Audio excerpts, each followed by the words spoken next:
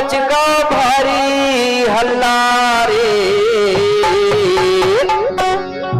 अरे पुलिस के घर जन्म भयो है सुंदर सोई के लल्ला रे।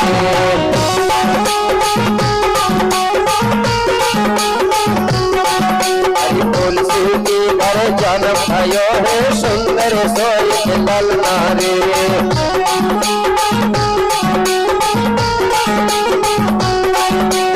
गली गली गाँव शहर में, गली गली गाँव शहर में, अरे मचो है भारी हल्ला रे। अरे मचो है भारी हल्ला रे। अरे पुलिस के घर जन्म भयो है सुंदर सोई के लल्ला रे।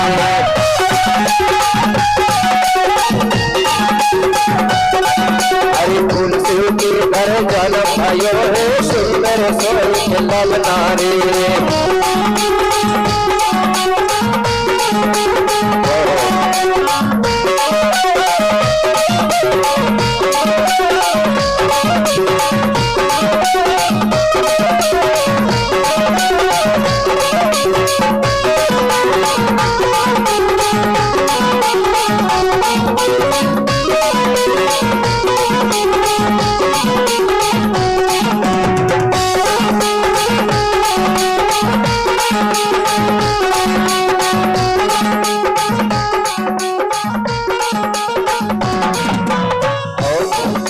नर नारी सब दर्शन करने राजा के घर जावे।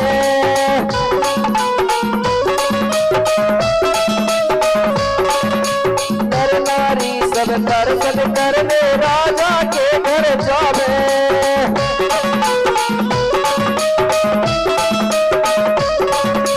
मिल मिल के सब मात्र सखियां सुंदर गीत सुनावे।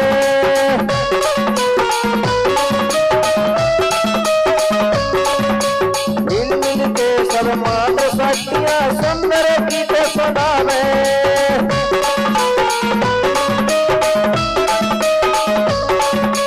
आज नगर में धूम मचो है,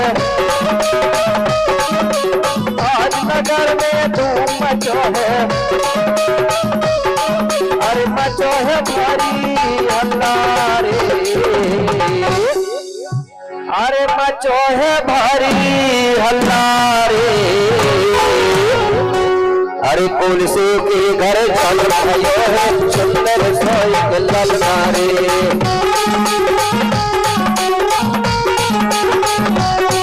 अरे पुलिस के घर जन्म भयो है सुंदर सोई के लल्ला रे।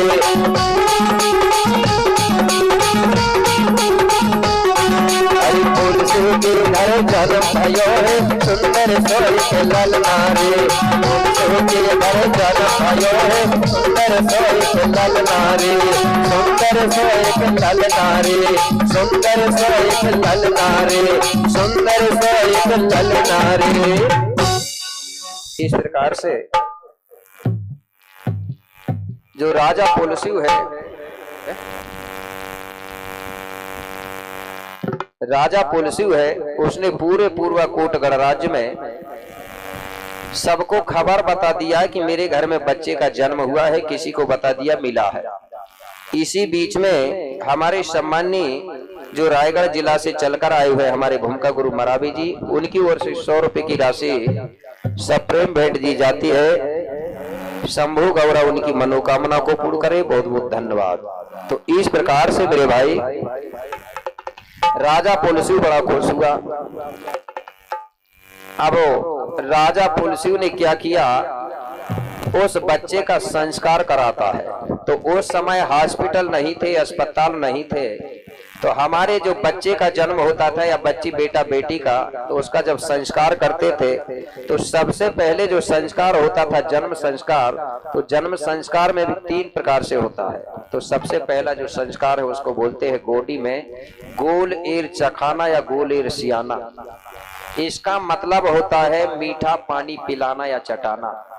पुरानी दाइयों को आज भी मालूम होगा कि जब बच्चे का पहले जन्म होता था तो शहद और पानी मिला के उस बच्चे को मीठा पानी चटाया जाता था। मालूम है किसी को?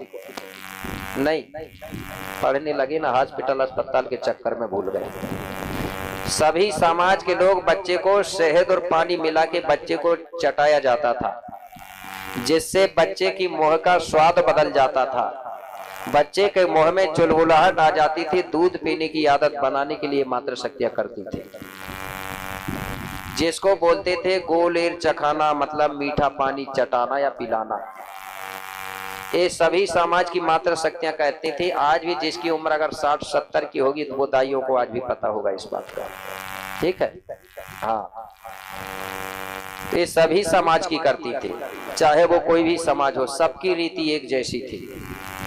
इसके बाद में जब तक बच्चा का नरा बोलते हैं गोंडी में, छत्तीसगढ़ी में नेरुआ बोलते हैं शायद, ठीक है ना, जब तक बच्चे का नेरुआ नरा नहीं गिरता है तब तक हमारा घर अशुद्ध माना जाता है। मानते हो कि नहीं इस चीज को?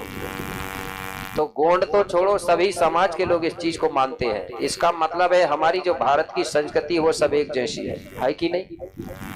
तो जब तक वो गिरता नहीं तब तक हमारे घर में कोई शुभ काम नहीं कर सकते, नामकरण भी नहीं कर सकते, बच्चों का बता रहा हूँ। लेकिन आज घर अशुद्ध है और पहले ही नाम रख दिया जा रहा है, ये गलत है कि नहीं है? जबकि जब हम कोई शुभ काम नहीं कर सकते, पूजा पाठ नहीं कर सकते, अब गढ़ाए नहीं तो अब क्या प्रमाण करोगे? तो ये काम गड्ढा खोद के मात्र शक्तियां और नरा को दफना देती हैं नेरुआ को। भैया लोगों ने देखा क्या?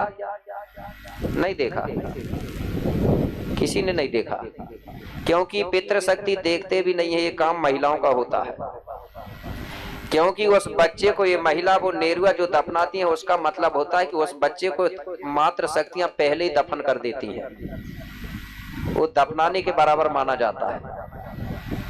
और वही बच्चा जब बड़ा होता है और बड़ा होने के बाद जब वो खत्म होता है, जब उसकी मृत्यु होती है, तो फिर महिलाएं उसको दफनाने नहीं जाती हैं, पितृशक्ति अकेले दफनाते हैं। दफनाते कि नहीं दफनाते? कि महिलाएं जाती फिर नहीं जाती।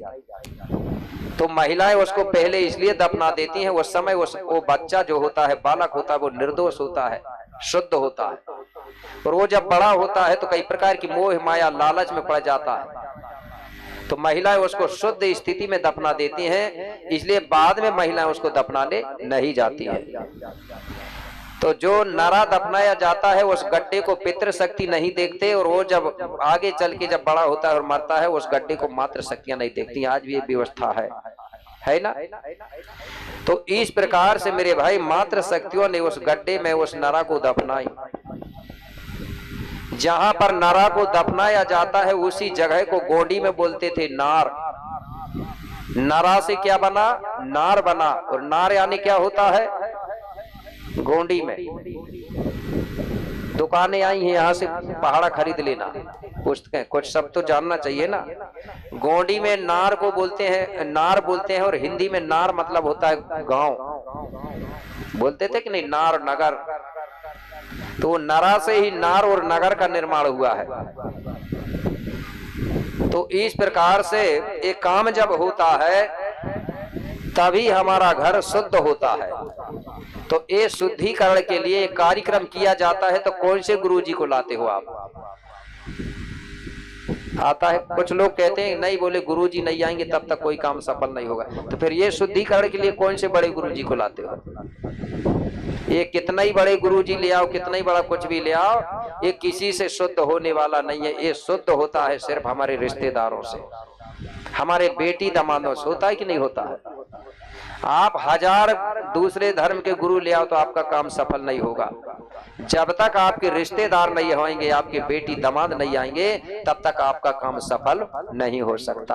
तो बताइए फिर बड़े बड़े गुरु लाने की क्या जरूरत है, जब रिश्तेदार से, एक ही रिश्तेदार से काम हो रहा है। तो ये समोर विषम देव के धारी, एक दूजे के बने हैं पुजारी। तो एक कार्यक्रम रिश्तेदारों से होता है, उसी समय एक नीला धागा बांधा जाता है, नीला रंग का, बांधते हैं कि नहीं, बच्चे के कमर में, हाथ में, गले में। इसलिए कुछ लोगों ने इस छठी का नाम दे दिया पंचबंधन, जबकि ये पंचबंधन नहीं है, इसको छठी ही बोलते हैं। तो एक कार्यक्रम किया गया छठी का, तब घर शुद्ध हुआ। इसके बाद जब बच्चे 12 दिन का हो जाता है तो 12 दिन में फिर बच्चे का नामकरण किया जाता है। हमारी संस्कृति में कितने दिन में होता है नाम? 12 दिन में।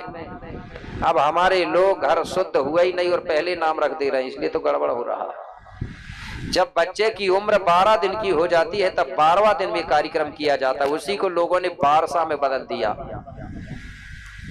12 दिन में जब नाम करते हैं तो कैसे नाम रखते थे? हम प्रकृति को मानने वाले हैं, प्रकृति के अनुसार, पेड़ पौधों के अनुसार नाम रखते थे। धरती से मिला के नाम रखते थे, चंदा सूरज से मिला के नाम रखते थे, नदी समुद्रों से नाम मिला के रखते थे, या फिर हमारे जो राजा महाराजा है उनसे नाम मिला के रखते थे। जैसे उदाहरण के लिए, अगर किसी की माँ अगर जंगल गई है, अगर कोई झाड़ के नीचे बच्चा पैदा हो गया तो उसका नाम क्या रखते? झाड़ के नीचे पैदा हुआ है, बोले इसका नाम झाड़ू लाल रख दो। आज भी नाम मिलते हैं ऐसे, मिलते हैं कि नहीं मिलते? अगर मंगलवार को बच्चा पैदा हुआ है तो बोलते थे मंगल को पैदा हुआ है, मंगल से नाम रख दो। गड़बड़ है यार।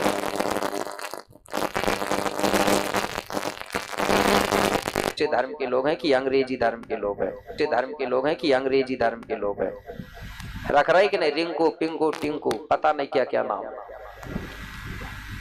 समझ नहीं आ रहा है। तो सभी मात्र शक्तियां विचार मंथन करने लगी, बोले क्या नाम रखें? तो उस लड़का के माथे को देखी तो उसका माथा चंदा जैसे चमकता था, और माथे को गोंडी में बोलते हैं कपार, पुराने लोग आज भी बोलते हैं कपार, और पूरे सिर को बोलते हैं तल्ला। तल्ला यानी होता सिर, लेकिन इतना बस जो माथा होता है उसको कपार बोलते हैं। तो उसका कपार चमक रहा था तो एक मात्र शक्ति कहने लगी, बोले इसका कपार चमक रहा है इसलिए इसका नाम रखना है, बोले कुपार। सब महिलाएं कहने लगी ठीक है, बोले कुपार नाम अच्छा है। तो बोले रानी से कहने लगी, बोले रानी जी इस बच्चे का नामकरण करो। तो नामकरण कौन करता है? जन्म देने वाली माँ नामकरण करती है, लेकिन विचार मंथन सभी लोग कर सकते हैं, लेकिन नाम कौन रखती है? जन्म देने वाली माँ। तो रानी से कहने लगी, बोले महारानी जी इस लड़के का नामकरण करो, बोले इसका नाम कुपार बेटा रखो। तो बोले ठीक है। तो रानी सबसे पहले अपने बेटा कुपार का नाम लेके पुकारती है कि बेटा कुपार करके। तो सब महिलाएं ताली बजा बजा के और सब महिलाएं उसको कुपार कुपार करके बोलना चालू करती हैं। इस प्रकार से उसका नामकरण होता है। इसके बाद रानी हिरवा अपने बेटा कुपार को गोदी में लेके बीच में बैठ जाती है, और 12 महिलाएं 12 आटा के दीपक अपने हाथ में लेके और ऐसा गोल बना के आसपास खड़ी हो जाती है। कितनी महिलाएं? 12। और दीपक किसका होता है? आटे का दीपक। वो दीपक को जला के महिलाएं आसपास खड़ी हो जाती है और गीत गाती हैं, और वो आटा के दीपक का 12 परिक्रमा कराती है। हमारे में दीपक जलाया जाता है, ठीक है, और वो गीत गाती हैं और 12 परिक्रमा वो दीपक का करती है, और रानी हिरवा बीच में अपने बेटा कुपार को लेके बैठी रहती है। तो गीत कैसे गाती हैं? आपको गीत अगर गाना है तो अपने बेटा के नाम से गीत बना के गा सकती है, और कोई गीत नहीं बनता है। आपको एक गीत बता रहा हूं जो प्रेमवासी कंगाली जी ने लिखा है, वो गीत भी आप गा सकती हो। और महिलाएं ऐसा करके 12 परिक्रमा करेगी दीपक का, ठीक है। दाएं से बाएं कैसे गा सकती है? शिव शिव पर सपेन जय जय जय शिवाना, शिव शिव पर सपेन जय जय जय शिवाना,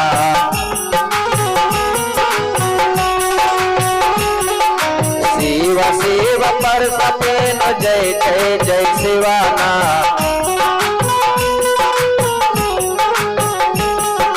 हम अमुटवाय सेवा तेनीवा सेवना शिवाना अमुटवाय सेवा तेनीवा शिवाना अमुटवाय सेवा तेनीवा शिवाना अमुटवाय सेवा तेनीवा। ये गीत लंबा है, जब तक 12 परिक्रमा ना हो तब तक ये गीत खत्म नहीं होगा। इस गीत को लंबा कैसे करना है?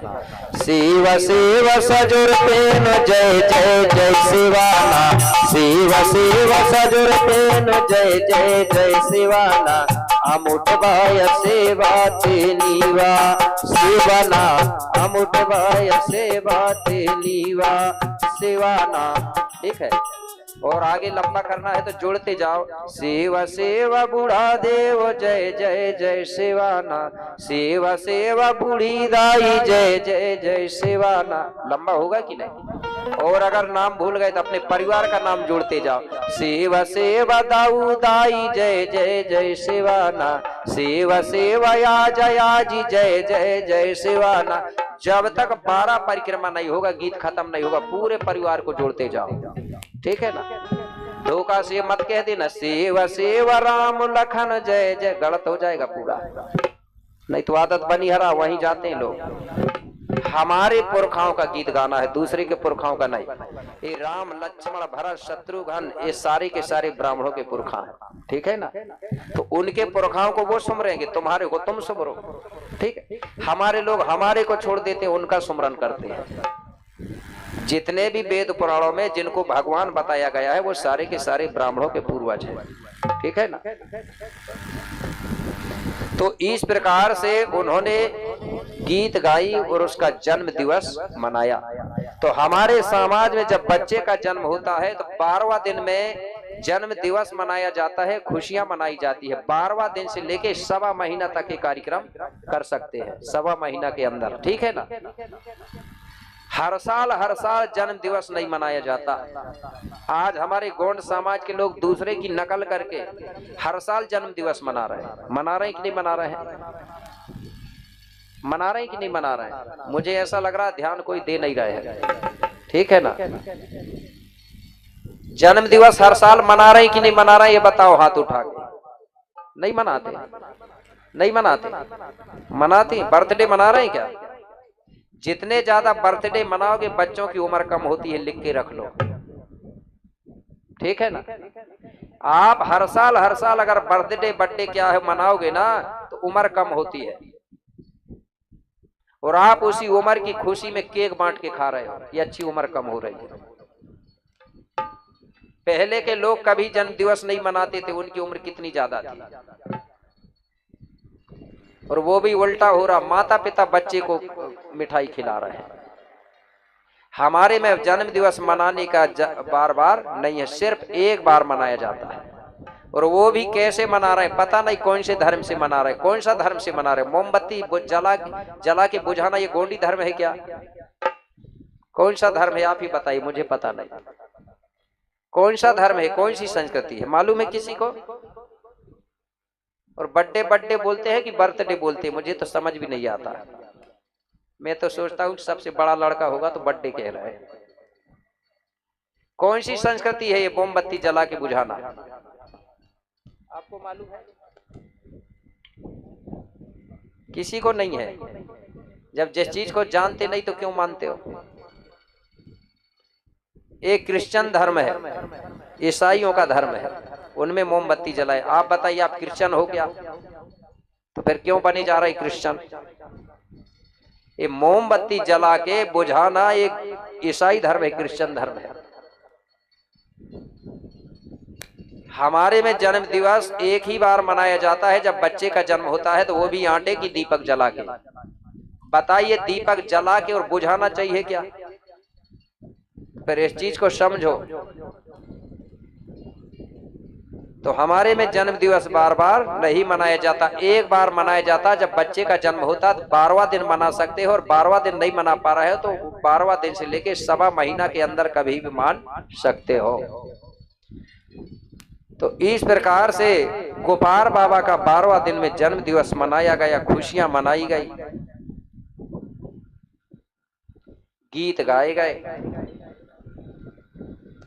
तो इसी कोपार बाबा के जन्म पर हमारे सम्मानी विनोद सरोज देवांगन परिवार से है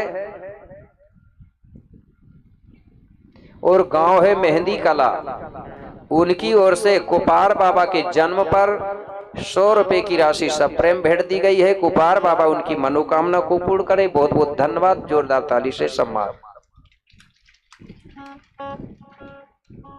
तो जब कोपार बाबा का जन्म हुआ तो पूर्वा कोट की प्रजा को ये पता चला कि राजा के घर में पुत्र का जन्म हुआ है।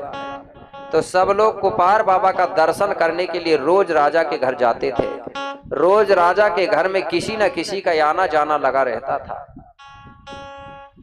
एक दिन पूर्वा कोट के लोगों को पता चला, मतलब एक लंगड़ा और एक अंधा और लंगड़ा को पता चल गया। बोले सब लोग राजा के यहाँ जा रहे हैं। बोले राजा के यहाँ पुत्र का जन्म हुआ है। बोले हमको भी जाना था। तो अंधा आदमी कहने लगा मुझे भी जाना था लेकिन मेरे आंख नहीं है। बोले मैं जाऊंगा कैसे, देख नहीं सकता। लंगड़ा आदमी कहने लगा मुझे दिखाई देती है, मेरी आंख है लेकिन मेरे पांव नहीं है। बोले मैं चलूंगा कैसे और पहुंचूंगा कैसे। तो दोनों ने उपाय सोचा कि हम दोनों मिलके अगर जाएंगे तो जरूर पहुंच जाएंगे। तो बोले कैसे। तो अंधा के कंधा में लंगड़ा बैठ गया। दोनों जोड़ी बना के जाते हैं। कैसे, अंधा कंधा में बैठ गया और अंधा आदमी जो है वो अंधा के कंधा में लंगड़ा बैठ गया और अंधा आदमी चलते गया और लंगड़ा आदमी कंधे में बैठे बैठे रास्ता बताते गया। इस प्रकार से दोनों धीरे धीरे राजा के घर पहुंचे। वहां जाकर देखे तो वहां की जो प्रजा है कोपार बाबा के माथे में हल्दी का टीका लगा रही थी और कोपार बाबा का सम्मान कर रही थी। तो आज भी हमारे घर में जब बच्चा बच्ची का जन्म होता है तो उसका हल्दी का टीका आज भी लगाया जाता है। लगाते हैं आपके इधर? भूल गए ना? हल्दी का टीका लगाया जाता है उस बच्चे को। जन्म में भी हल्दी का टीका लगाया जाता है और विवाह में भी हल्दी का टीका लगाया जाता है और मरने में भी हल्दी लगती है। तीनों संस्कार में जब तक हल्दी का प्रयोग नहीं होता तो संस्कार संपन्न नहीं होते। तो हल्दी का टीका लगा रहे थे सभी लोग। अंधा आदमी कहने लगा मुझे दिखाई तो नहीं देता लेकिन बोले मेरी भी इच्छा है कि मैं भी कोपार बाबा के माथे पे टीका लगाता। तो अंधा आदमी धीरे धीरे चलते चलते कोपार बाबा के किनारे पहुंचा और हल्दी को लिया और हल्दी का टीका कोपार बाबा के माथे में जैसे ही लगाने के लिए हाथ टच किया, कोपार बाबा के माथे से वो शक्ति प्राप्त हुई मिली कि अंधा के आंखों में तुरंत ज्योति आ गई। वो अंधा आदमी खड़ा होके देखने लगा। वहां जितने भी लोग थे उनको बड़ा अचंभा हुआ कि बोले ये आदमी तो अभी अंधा था और इसके आंखों में ज्योति कहां से आई। बोले इसका मतलब है बोले कि जो कोपार बाबा है बोले राजा का बेटा, उसमें बोले कोई ना कोई जादू है। बोले इस अंधे को जादू हो गई बोले इसलिए इसकी आंखों में ज्योति आ गई। अब जो लंगड़ा आदमी गया था वो सोचने लगा कि ये अंधा था मेरे साथ में आया था और मैं भी लंगड़ा हूँ, चलो बोले मैं भी बोले बाबा कोपार के माथे में टीका लगा के देखता हूँ, हो सकता है मुझ पर भी जादू हो जाए, मेरे पांव ठीक हो जाए। वो लंगड़ा आदमी भी किनारे में पहुंचा और हल्दी लिया और कोपार बाबा के माथे पे जैसे ही हल्दी लगाने के लिए टच करता है हाथ, वैसे ही उसको भी वैसी करंट मिली कि उसके पांव ठीक हो गए और वो खड़ा होके चलने लगा। ये बड़ा अचंभा हुआ। जितने भी लोग वहां गए थे मेरे भाई, जिसको जो भी परेशानी थी सबकी परेशानी दूर हो गई। इसलिए कहा गया है आज रोगी रोग से मुक्ति भये, अरे महिमा थी बड़ी रे अपार। रोगी रोग से मुक्ति भये, महिमा थी बड़ी अपार। अरे नर नारी सब बोल रहे थे पुत्र की जय जयकार। नर नारी सब बोल रहे थे पुत्र की जय जयकार।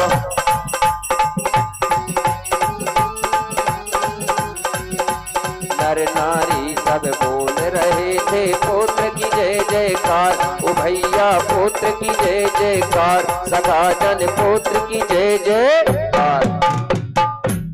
जितने भी लोग वहां गए थे सारे के सारे लोग निरोग हो गए, इसलिए सभी लोग गोपाल बाबा की जय जयकार करने लगे।